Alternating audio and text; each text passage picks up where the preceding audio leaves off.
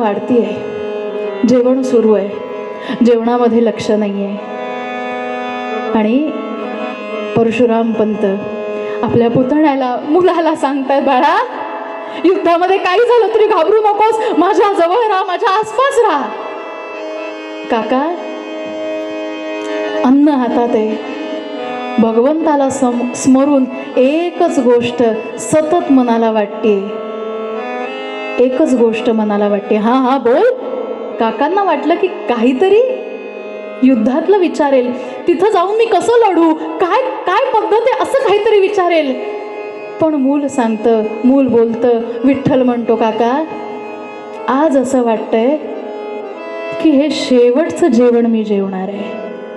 काका म्हणाले, अरे विठ्ठला वेडा का कोणा, काय बोलतोस, काय बोलतोस, असं अभद्र बोलायचं नाही. पत्नीला सांगितलं, अगं बाई मीठ मोहरी वाळून टाक, काय वेड्यासारखं बोलतो बघ. पुरणपोळी वाढायला आलेली ती रुक्मिणी तिथंच बसली. पण ती म्हणाली, नाही, आपल्याला आपल्या सासूबाईंनी सांगितलं रडायचं नाही. तसंच शांततेत जेवण पार पडलं. आणि आता निघणार आहेत म्हटल्यावर ओवाळायची पद्धत आहे हो. काय माहिती या धन्याला परत ओवाळता येईल की नाही, म्हणून ओवाळायला ही रुक्मिणी समोर आली आहे. ती रुक्मिणी विठ्ठलाला सांगते, अहो काहीतरी भलते सलते विचार मनात आणू नका, तुम्हाला नक्की यश मिळेल, तुम्हाला मानाची पालखी मिळवायची ना, मग असं बोलून कसं चालेल.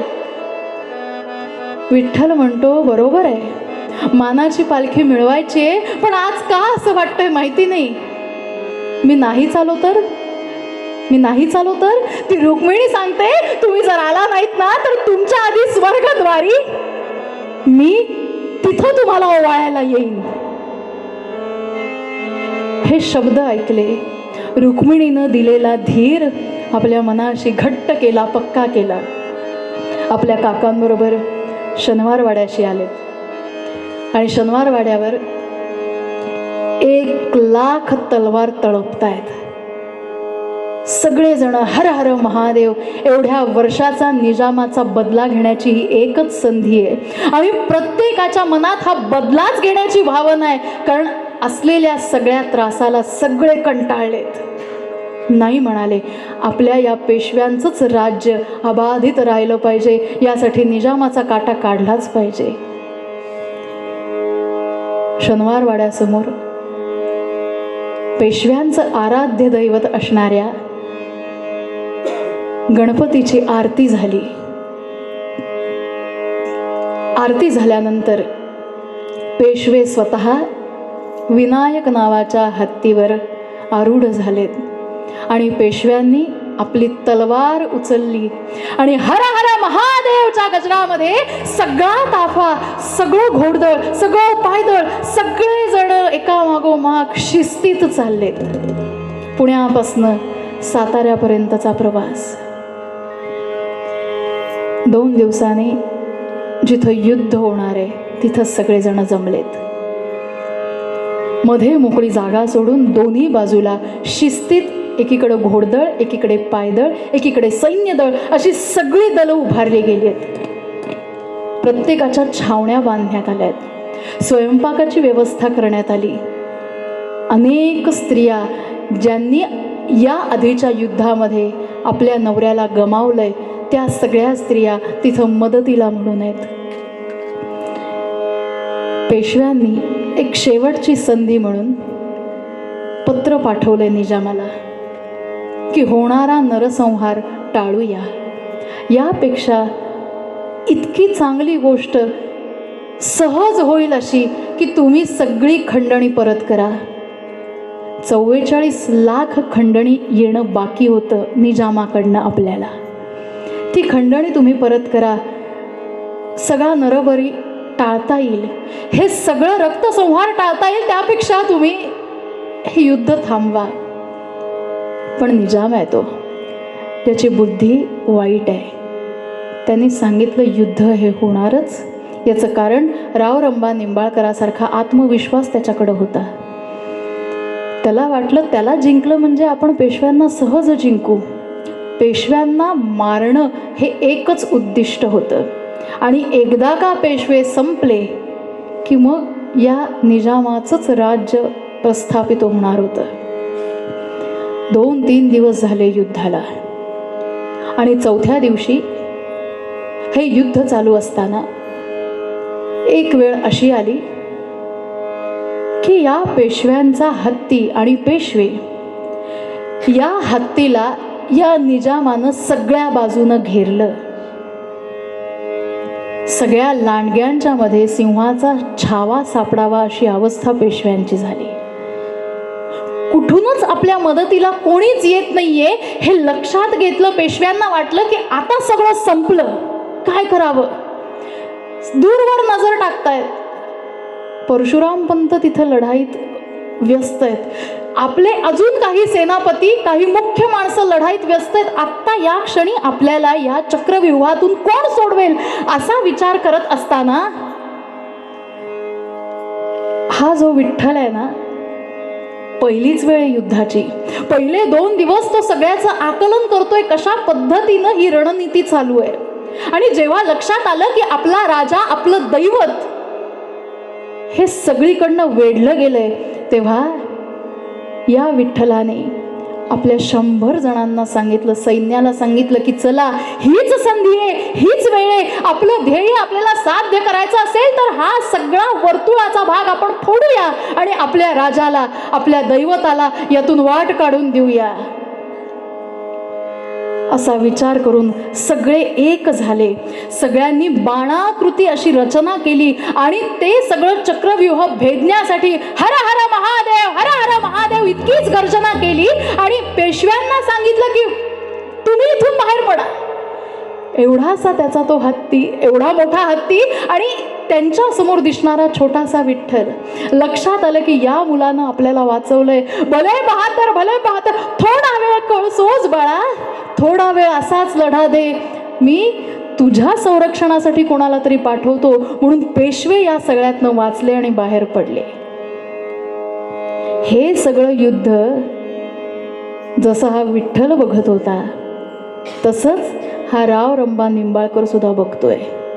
एका झाडावर उंच चढून हे युद्ध बघतोय आणि त्यानं निजामाला जाऊन सांगितलं की पुढचा पेशवा तयार होणार याचं कारण या विठ्ठलासारखी अनेक मुलं इथं तयार होत आहेत. या विठ्ठलाचा काटा काढायचा असेल तर मला एक पिस्तूल हवंय, कारण त्याच्याशी युद्ध करण्याचं सामर्थ्य माझ्यात नाहीये. का? कारण तो परशुराम पंतांचा पुतण्या आहे, त्याच्या समोर जाण्याची टाप माझी नाहीये. तेव्हा एक पिस्तूल मिळालं, त्याच्यामध्ये असलेली एक गोळी बरोबर अचूक नेम झाडावरनं या विठ्ठलावर धरला.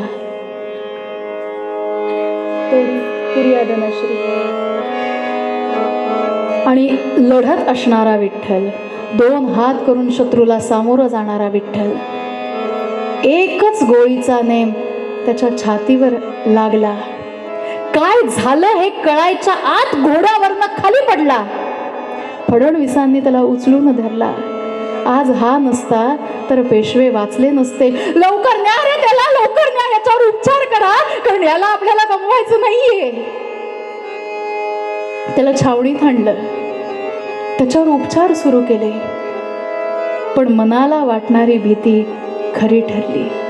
ज्या क्षणी छातीमध्ये ती काडतूस गेली ना, त्याच क्षणी एखादं परिपक्व असणारं फळ झाडावरनं गळून पडावं ना, तसा हा विठ्ठल त्या घोड्यावरनं खाली पडला. संध्याकाळची वेळ झाली, युद्ध संपलं आणि दरबार भरलेला असताना सेनापतीचं काम होतं, परशुराम पंतांचं काम होतं की आज कोण गेलं, आज कोण जखमी झालं, आज कोणाला इजा झाली. सगळेजण विठ्ठलाचा पराक्रम जाणून होते. सगळ्या युद्धाच्या धकाधकीमध्ये आपला पुतण्या कुठे याचं भान राहिलं नाही हो. पालखीत कोण आहे, कोणाला ठेवलं या पालखीत असं विचारलं. सगळ्या सैन्याने मान खाली घातली, बाजूला केला तो किनखात आणि रक्ताच्या थारोळ्यात पडलेला विठ्ठल बघितला मात्र खाली पडले. एवढी वर्ष इतकी युद्ध केली, इतक्या नीती लढल्या. अरे मला मरण यायला होतं, पण आज माझ्या हाताने मला तुझं मरण बघावं लागतं. काय करू मी? एक वेळ मी सहन करीन, पण तुझ्या पत्नीला काय सांगू? ज्या धीरानं तिनं तुला पाठवलं तुझं ध्येय पूर्ण होण्यासाठी, तिला मी काय उत्तर देऊ रे? त्याच्या पुढे 2 दिवस युद्ध चाललं आणि पुढच्या 2 दिवसामध्ये पेशव्यांनी निजामाला हरवलं. पुण्यात बातमी पसरली की पेशव्यांचा विजय झालाय. येण्याची तारीख कळली.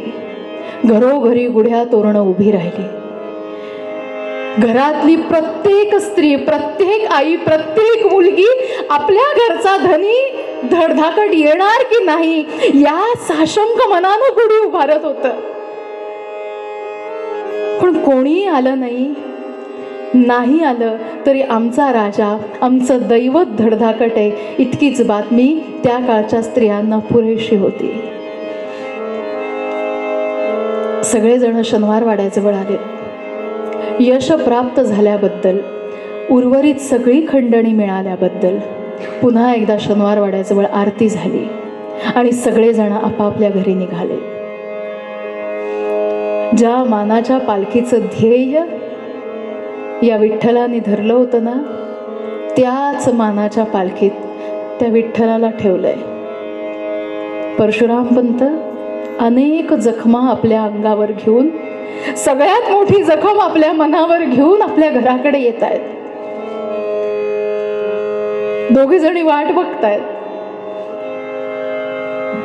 ती रुक्मिणी युद्धाचे सगळे दिवस आपल्या सासूला विचारते, कसे असतील हे? बरे असतील ना? तिथे घाबरले नसतील ना? कसं खेळलं असेल? युद्ध कसे लढले असतील? सासूबाई सांगा ना. सासू म्हणते, ग मला काय माहिती, आल्यानंतर विचारूया ग. दोघे जणी आरतीचं तबक घेऊन उभ्या आहेत आणि दोघं जण आले म्हटल्यानंतर इतका आनंद झाला. आधी मोठे असल्यामुळे परशुराम पंतांना ओवाळायला दोघी जणी गेल्या आहेत.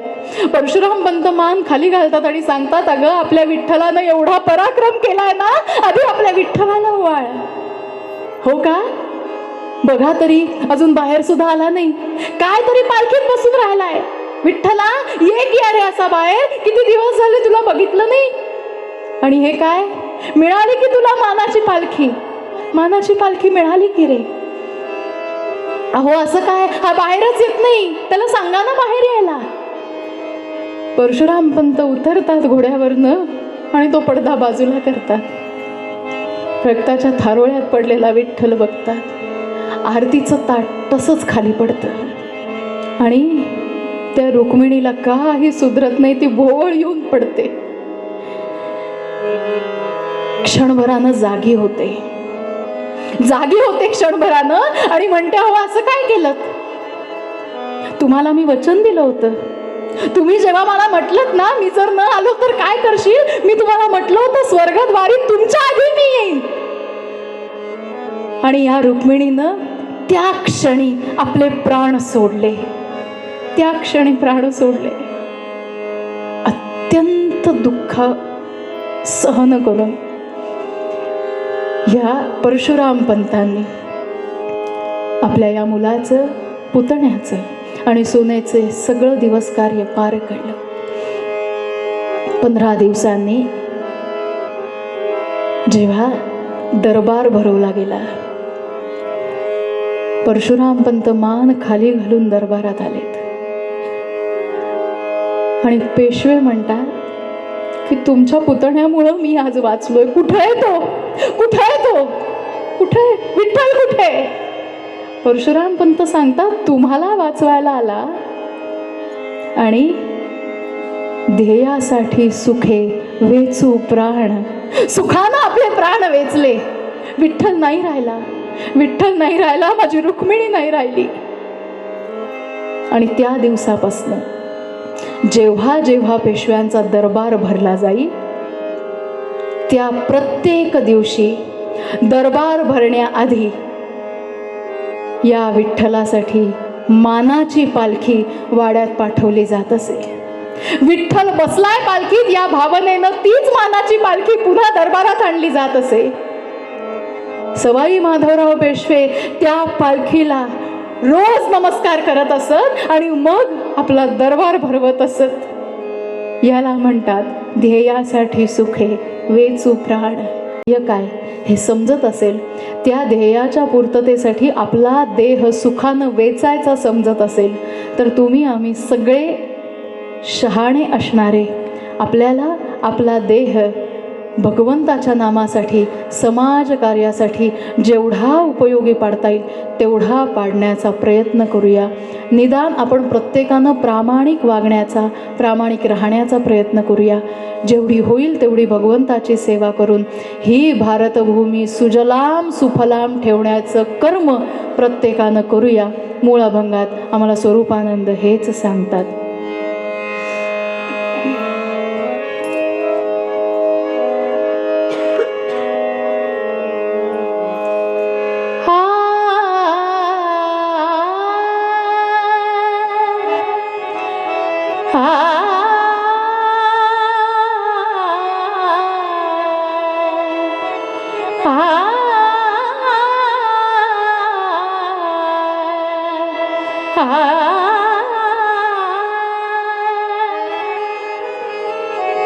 स्वामी म्हणे मन ध्येय समर्पून होचे आपण ध्येय रूप. ध्येयासाठी जगू सोसू सुख दुःखे, ध्येयासाठी सुखे वेचू प्राण. झालेली सेवा इथे संपली असं सांगते. उद्या एवढं दुःख, एवढा त्रास मला तुम्हाला द्यायचा नाही आहे, तेव्हा उद्या आपण सगळ्यांनी लग्नाला यायचं आहे. त्यामुळं छान नटून थटून लग्नासाठी या. छान माइंडसेट घेऊन या. कीर्तनातनं आपल्याला काहीतरी शिकायचं आहे. स्वतःचा स्वार्थ म्हणून या.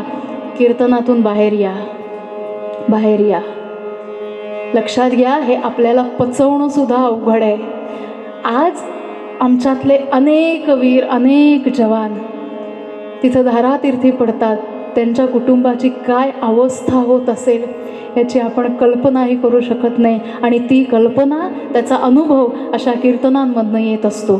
तेव्हा काकांची इच्छा आहे म्हणून आज मुद्दाम ज्यांना ज्यांना रेकॉर्डिंग करून घ्यायचं आहे त्यांनी ही प्रार्थना करून घ्या.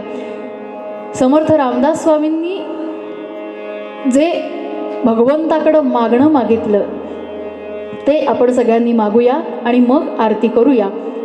पुन्हा सांगते, ज्यांना रेकॉर्डिंग करून घ्यायचं असेल त्यांनी करून घ्या. ही प्रार्थना रोज झोपताना जरी ऐकलीत ना तरी मनाला शांतता मिळेल, याच्यात कुठलाही संदेह नाही.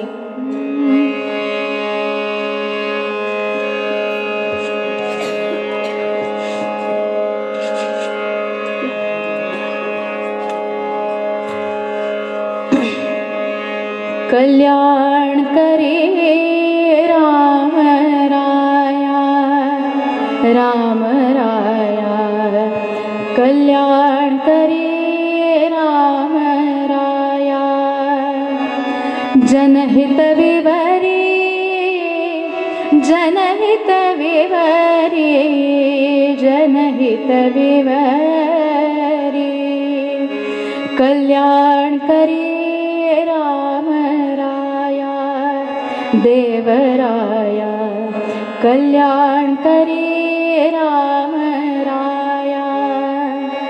तळमळ तळमळ होतची आहे, होतची आहे. हे जन हाती धरी दयाळा.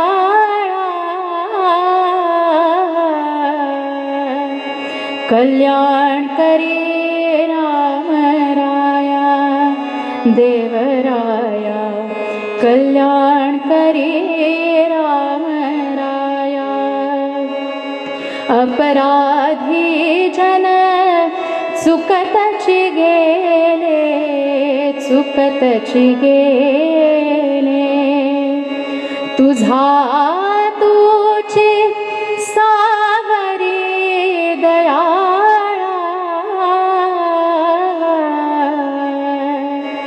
कल्याण करे राम राया, देवराया कल्याण करी राम राया कठीण त्यावरी कठीणचे झाले कठीणचे झाले आता न दिसे उरे दयाळा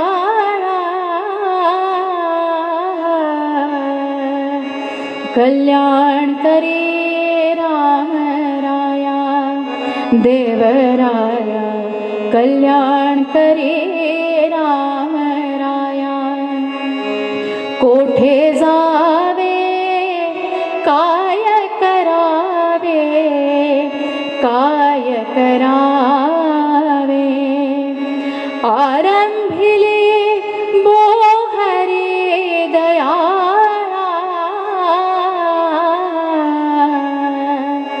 कल्याण करे राम राया देवराया दास म्हणे आम्ही केले पावलो दयेसी नाही सरी दयाळा कल्याण करी राम राया देवराया कल्याण करी राम राया राम राया राम राया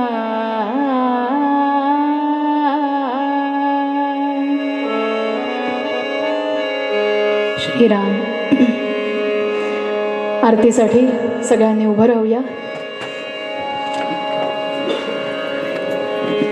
भावा गुण गायन आवडी हेची माझी सर्व जोडी न लगे मुक्ती धन संपदा संत संग देवा सदा तुका म्हणे गर्भवासी सुखे घालावे आम्हासी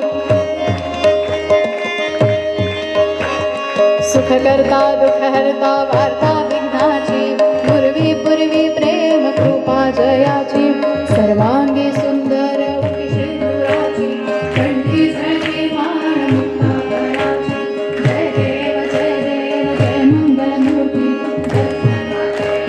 दर्शन मात्रे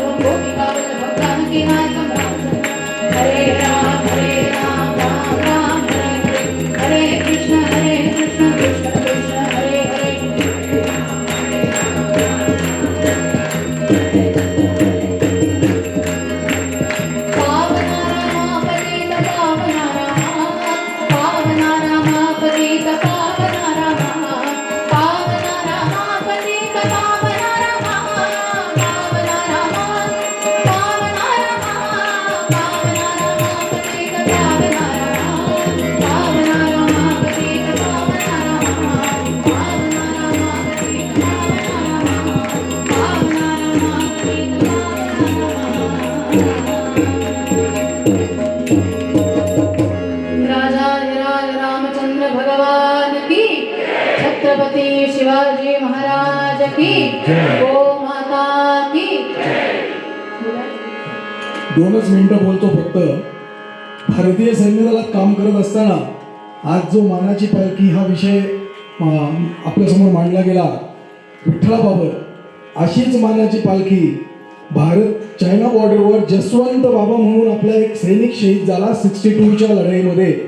त्याच्यासाठी आतापर्यंत येत होती आणि तो सैनिक म्हणून शहीद झाला.